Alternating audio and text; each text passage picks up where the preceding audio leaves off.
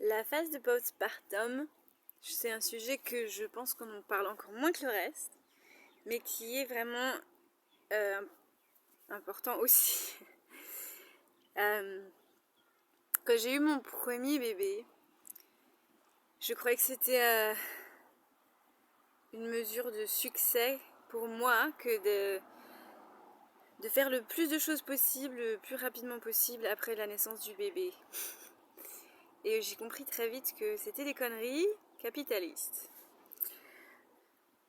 En fait, il y a plein de pays encore dans lesquels on célèbre cette période comme le mois doré, je crois que c'est un terme chinois, où pendant un mois la maman se fait choyer par la famille et ses amis et la communauté, et elle a rien d'autre à faire que d'être au lit avec son bébé, de récupérer de la naissance et de la grossesse et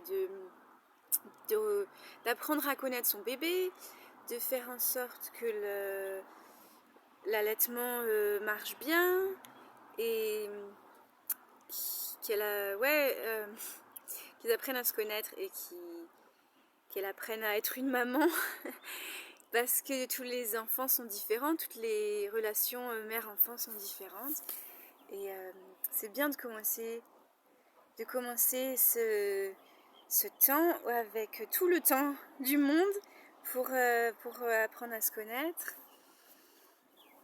Et donc ma doula m'a dit dans ce mois on a une semaine sans sortir du lit, une semaine où on peut sortir du lit dans la chambre, autour de la chambre, troisième semaine dans la maison, et quatrième semaine autour de la maison. On peut sortir dehors, on peut aller se promener mais pas très loin, et surtout pas de travail. Et donc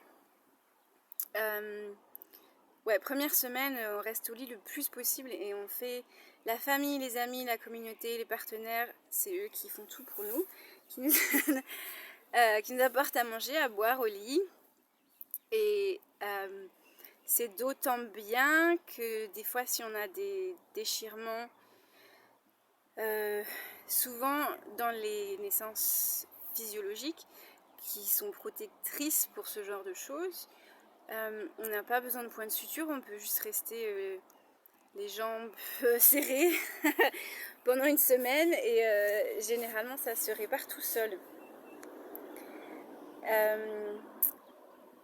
D'autres que je peux vous dire, par ici on a ce qui s'appelle un meal train, le train des repas. Je ne sais pas s'il y a quelque chose comme ça en France, où en fait on envoie à tous nos contacts locaux, même des gens qu'on ne connaît pas, si on a des amis qui connaissent des amis, enfin tous les gens du coin, on leur dit cette famille vient d'avoir un bébé, est-ce que vous pouvez leur apporter à manger?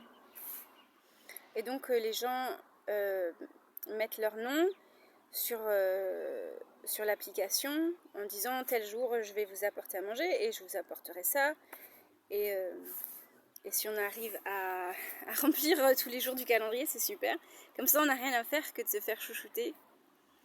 Et je vous conseille aussi, si des gens veulent venir vous visiter ou voir le bébé, n'hésitez pas surtout, et même faites-en une condition, à leur demander de faire des tâches ménagères, de faire la lessive, de faire le ménage, de faire la vaisselle, de vous faire à manger, tout ça. S'ils veulent venir, c'est une condition qu'ils vont vous alléger la tâche. Vous pouvez même mettre une liste sur le frigo, et si les gens viennent, ils voient ce qu'il y a à faire et ils s'en occupent.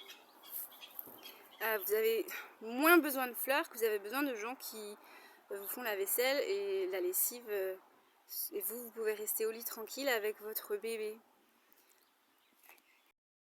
C'est d'autant plus agréable quand c'est notre premier bébé, parce qu'on n'a pas d'autres petits qui ont besoin de notre aide. En tant que maman, des fois, quand c'est les autres enfants, il faut quand même s'en occuper.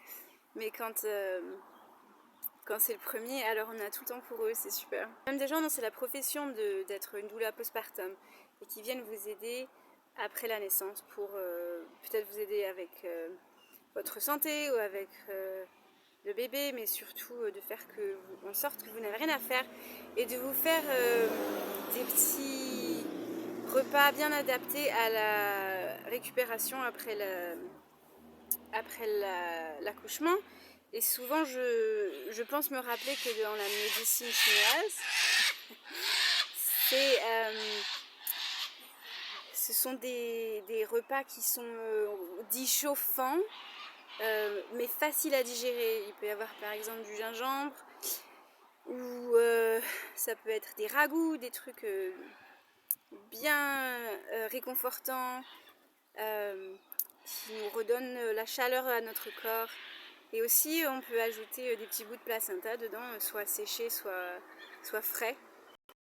Et je vous conseille autant que vous pouvez de le faire parce que vous aurez beaucoup de travail à venir avec un petit. Et si on ne prend pas ce temps vraiment pour se reposer, pour récupérer, ça peut devenir difficile. Ça peut être quand on a des dépressions postpartum parce qu'on n'a pas récupéré notre énergie et il y a vraiment beaucoup à faire après.